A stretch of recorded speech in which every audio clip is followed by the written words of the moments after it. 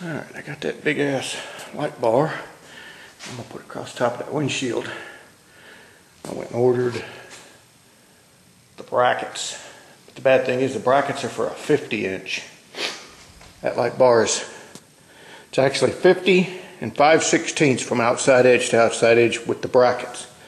The light bar is 51 and 13/16. And I got to cut a 1/2 inch out of the inside. So we'll get these brackets unboxed and get them up there and see what they look like. I ordered these Monday morning and they showed up today. It's Wednesday about 3:30 and they came exactly like I asked. I didn't want no powder coating. I wanted absolute bare steel. Because what I'm going to do is I'm going to whack this off. Take a 1/2 inch, actually a 1/4 inch, bring it back, line it up and weld it on both sides. And that'll be my 1/2 inch that I need to move out of the middle. But I'm going to go ahead and mount these up just to make sure the measurement's right. That's what they look like on there temporarily. Just all the bolts are just snug, so I can measure from the inside of this to the inside of that over there. Okay, now I recommend when you guys take these upper windshield bolts out, not these two down here on the cowl, take one out, take a piece of threaded rod like this long bolt, screw it in there. Take this one out because sometimes this plate comes away from the inside of the windshield and it goes zoom. Then you got to try and fish it out. Just luckily, I had my windshield off painting it. I literally had to hang it from the ceiling, shake it, and try and catch it with a piece of wire to get it back up here. But that's just a tip there. There's the first one finished. I whacked the ear off totally, scooted it in on top of here,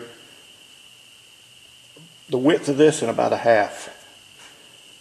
I laid a piece of square stock up here, make sure I got it parallel. Even stuck it back on the truck, make sure it was parallel. You know, because these things are probably twisted in a little. It looks crooked, but it's not. It's done been checked. Here's the one before we cut it. Actually just cut it right down that groove. There's one after. Then we'll clean it up with a wire wheel and seal it and paint it. Alright, there's my pieces.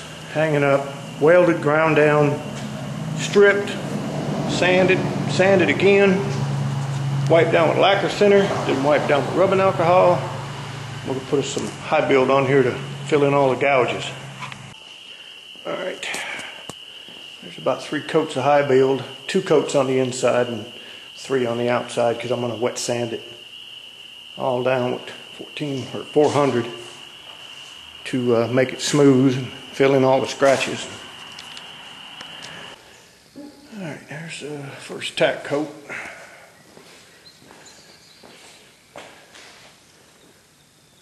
It's been sitting about 10-15 minutes. I'll go ahead and get another one on there.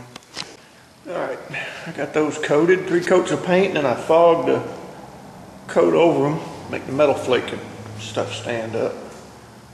That's ready. Then we're going to go over here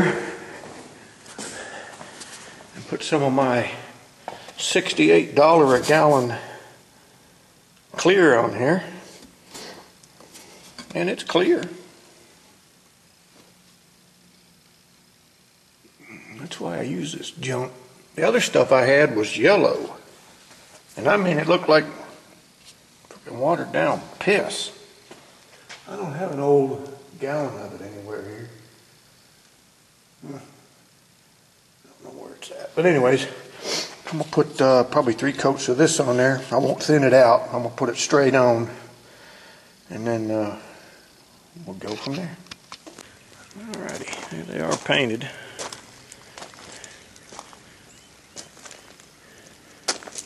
Clear got a little heavy right here. Don't care about that. There's another one. I think it's just that one. Yeah, a little heavy right there. Don't worry about those. You'll never see them. Jeep will get dirty. I'll warm the garage up to about 120 for probably a good hour. There they are. Probably won't mess with them tonight. Put them on in the morning.